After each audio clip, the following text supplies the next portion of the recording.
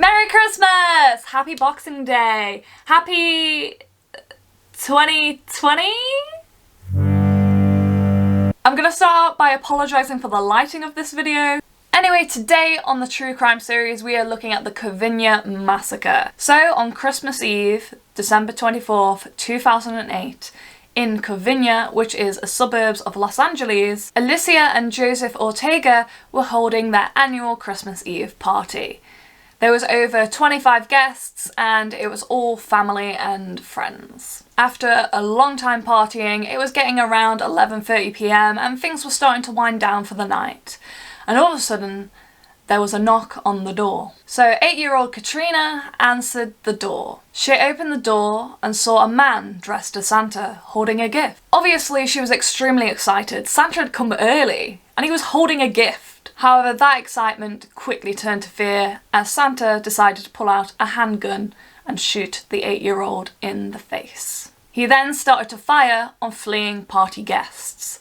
Parents would run, grab their children and get out. Most of the kids were out in the back garden, so a lot of them were safe. However, unfortunately for some of the family, that was not the case. Alicia and Joseph and their 3 daughters decided to hide under the kitchen table. However, this was no use. It was at this moment in time that one of the neighbours phoned the police about the gunshots and the commotion that was happening in the house.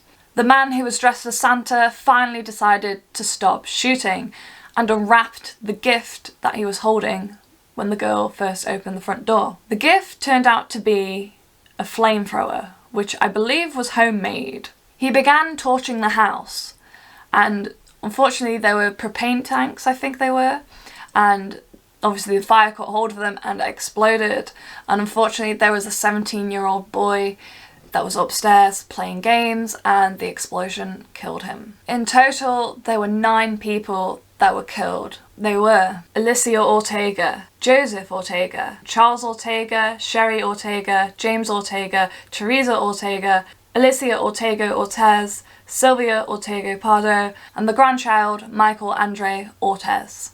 Multiple neighbours started to call 911 due to the giant blaze that was the house. The resulting fire was 40 to 50 feet high, and apparently it took 80 firefighters an hour and a half to put out the blaze. Due to the intensity of the fire, the bodies became unrecognisable apart from their dental records. Police started to interview the family and try and find out who this Santa gunman was.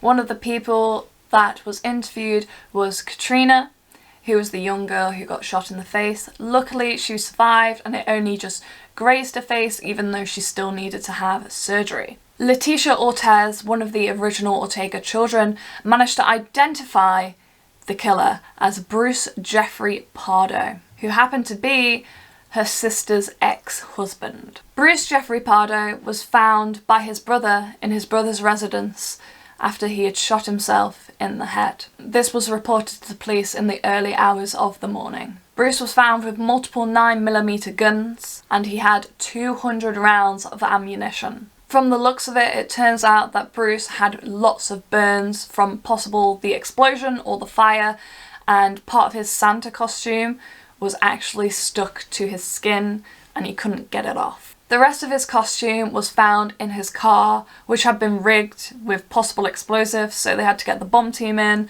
and there's different reports on whether they accidentally set it off or whether they purposely set it off, but that was all destroyed in the car. Police also found possible information that he planned an escape after committing this attack. He had a ticket to his friends in Illinois and have previously messaged them saying that he was going over to visit them, and he also had £17,000 worth of cash on him. So it sounds to me that he was definitely planning an escape to go to Illinois. So why would anyone do this? What is his motive? Why would he go on Christmas Eve dressed as Santa and decide to kill his ex-wife and her family on Christmas Eve? Well, to start off, the police definitely believed they had marital problems. Turned out that Bruce wasn't an ideal husband, he wouldn't pay for the kids that weren't his, and eventually when they were divorcing he refused to pay child support. So Sylvia, his ex-wife, decided to take him to court to force him to pay. Obviously The court sided with her and forced him to pay, and he was not happy about that at all. He also ended up losing his job and he was struggling to pay his wife, so they ended up changing the amount that he had to pay, but he had to give her back her wedding ring and he also had to give her the family dog. He hated that he had to give her child support as she was still living with her parents. He believed that she didn't need this money and that she was just splashing all this money on golf lessons. He believed his ex-wife was stealing from him and there was nothing he could do about it. Apparently he was talking to a friend and referred to the situation with his wife as the fact that she was taking him to the cleaners. So he really disliked Sylvia. And that's what the police believe was the biggest motivation behind this.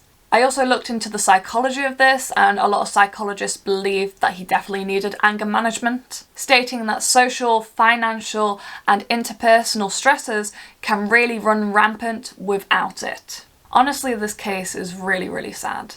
Christmas is meant to be a time of happiness and celebration, and it only took one person to completely ruin their Christmas. On a slightly more positive note, Katrina, the young girl, she is now helping people that have also survived gun violence, and she is helping protest for change on gun laws to stop this from happening.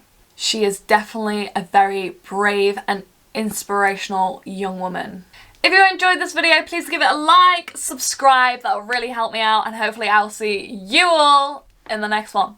Bye!